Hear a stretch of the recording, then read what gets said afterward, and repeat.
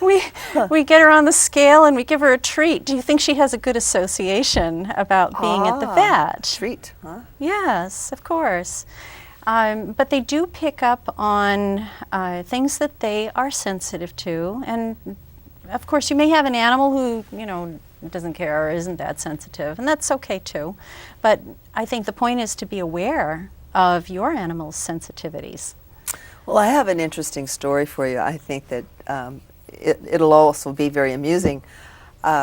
When I was a teenager, I had a German Shepherd jump on me.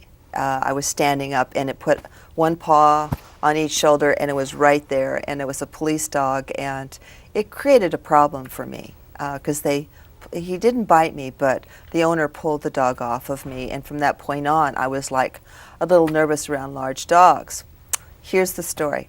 I'm dating my now husband, John Paul, and we've been going together for about 3 or 4 months, and he invites me to come to Portland. I lived in Idaho, and he had this dog that was part husky, German Shepherd, and part wolf.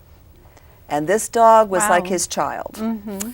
And so when he picked me up from the airport and I got in his car, all of a sudden this big head popped out between us. Opened up. He had a truck, and he opened up the sliding door, and the dog's head came out. And he didn't know about my phobia about big dogs, and I just said, "Okay, I'll be okay. Because I knew that the dog was going to sense this, right?" Well, here's the funny part of the story. We went to bed that night, and I was the dog's name was Duke, and I was a little concerned about the dog liking me, and I was also afraid of the dog at the same time because the dog was big. Mm-hmm. Okay. Well, the next morning I woke up, and here's John Paul, here's me, and my arm was out like this, and I just felt a heat on the left side of my body, and I looked over, and here was the dog in my arms, facing me with its mouth open, and all I could see was teeth. And so I sort of poked John Paul in the side, and I said, "Your dog is showing its teeth." And I said, "What is going on?" And he said, "Oh, he likes you. He's smiling." Well, to this day, whenever he was smiling, I still couldn't figure out if he was smiling or I was in serious trouble.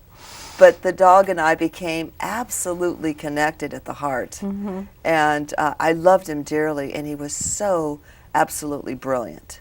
And I'd never been around an animal that was almost human. Yes.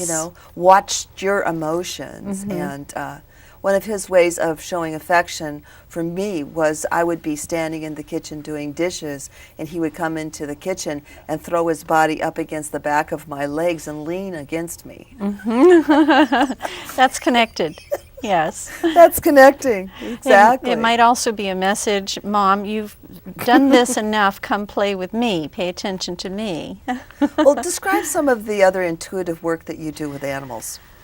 Oh, 'Cause I know you do a lot. I do. Most of the intuitive work I do with animals is with the clients who call me because their dogs have cancer. And the reason why they're calling me is because I work a lot with a crisis situation, with removing the underlying cause of the problem and promoting good health in natural ways. And many people like that. And so Natural ways. Natural ways, do no harm, right? So the people who come to me aren't looking for chemo. Of course, I don't do chemo. I don't talk chemo, but they're looking for something else, and I can offer something else.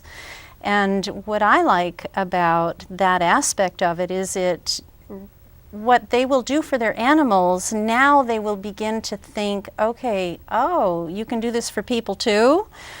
Yes, perfect. Now here's the segue. Our animals are teachers Yes, for us. They are. Yeah. And so to answer your question, when people come to me and they begin working with me following some strategies and protocols that I see work, I check in with their animals. I see how they're doing, and they tell me. Well, I made a little bit. list of things that I wanted to ask you about to see if this is some of the things that you facilitate. I know that you do health and nutrition Yes. for the animals, and also about behavior. Do you have a way of communicating with the animal and finding out why it's doing certain things that might be considered bad behavior? Generally, that's not the focus of the work that I do because it's so health focused. However, sometimes a behavior is related to health. So if, for example, there's, let's just say that the dog is peeing or having diarrhea issues, and that's an unusual behavior, but it is obviously tied into health, I can give them some feedback on that aspect of it. I could perhaps pick up some sensitivities in their lower back kidneys area, or detect some energy feeling in other parts of the body, and I can give them that information. So not in a diagnostic way, but just another piece of information that they can then use in talking to their vet. Have you ever seen a pet that's been grieving? Yes. And Yes. would people come to you to help them deal with a pet that's grieving? I mean, I had when Duke was alive, I had a little miniature Himalayan kitty, and they bonded, and it was very sweet, this huge dog and this tiny little furry cat. And when Duke passed away, Kiddo, my cat, went into grieving, and actually she passed away 3 months afterwards. Oh. But I knew she was grieving, but I didn't know what to do. Right. And that's what I use Reiki for. I don't necessarily communicate with the animal in that regard, but in using Reiki healing energy, it allows healing, because Right. grieving is something that could be healed. So it allows for healing on an energetic level. In the symbols and the intention that I use, it can help release some of that impactful emotion. Well, if we can send pictures and animals can send pictures to us, it seems to me if they're grieving, then we could be finding a way to comfort them. To me, there seems to be a level there that we would have some I knew why my cat was grieving, but I didn't think in terms of how to send the cat pictures and how to emotionally be interrelating with the cat outside of petting the cat. I think there was other steps that I could have done that I didn't know to do. Well, there's a lot of people out there that may have animals. They have 2 or 3 animals, and for whatever reason they lose a pet, and it traumatizes the other pets that are home. So that's why I'm having this discussion with you. Yes. Several aspects of this. One, I would ask, what's the feeling that you have when you have a grieving pet? Are you grieving too? So is your pet picking up on that grief that you are experiencing? So it's actually being magnified. Not only are they missing their companion, but they're picking up on your sadness. You just brought up a great point.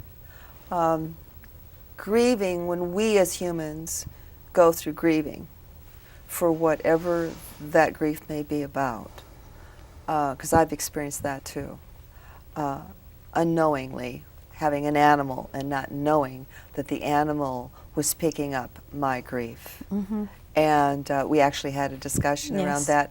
What is it that you can say to the audience about if you're going through a loss, and of whatever the loss is, and they have an animal, what's some of the steps that they need to be aware of in taking care of their pet when they themselves are grieving? I know it's a lot to ask, but I think it affects the cat. For me, it affected my animal's health. She completely took it on. She'd crawl on top of me, and she was absorbing some of the grief. And They do that. Yeah, and sometimes she would circle me just kept circling me and circling me. And Worry. that's when I started noticing her behavior, and I started giving her a lot more attention. What was some of the things that you think could be helpful? Well, number one, breathe. Breathe. Remember to breathe. Yes. I think that we hold emotions in, we hold negative emotions in, and grief. We can't hide it from animals. So if Right. we are feeling it, they will feel it. So remember to breathe. Because breathing allows you to relax your shoulders and to let go a little bit. And I think that it's also more normal. You want to have more normal behavior as well, because normal then looks more normal to the animal. Do you think that animals see human auras? I don't doubt it. I don't doubt it. I know that. Have you seen auras around animals? Yes. Yeah. Yes, I have, and around people. I always and plants. I thought about looking at humans, of course, but I never thought about looking at the aura of an animal until you brought that up one day. And Animals I think have that's auras and chakras and energy centers, and absolutely. and live in the now. Yes, very much so. When you said that to me not long ago, it just was one of those things that hit me, because the fact that they are such powerful teachers and that they do live in the now, not the past, not the future. They're always present. Yes. If we could learn how to be more in the now and more present, and I think our animals can teach us that, don't you think so? I think so. One of the questions that you had posed to me, I was wondering, gee, how am I going to answer that? In regards to rescued animals, certainly there's some situations that may have been beyond their control, that we don't have a clue what they've experienced, but when we ask them, do they want to tell us? And no, really, they don't. They don't want to go back there. They don't want to explain to us what happened. They don't want to relive what they felt, because they are here now.